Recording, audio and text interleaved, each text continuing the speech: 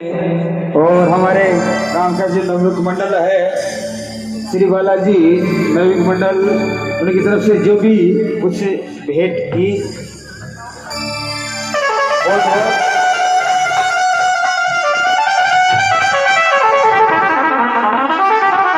और ये दरबार में एक भजन बालाजी महाराज के दरबार में चरणों में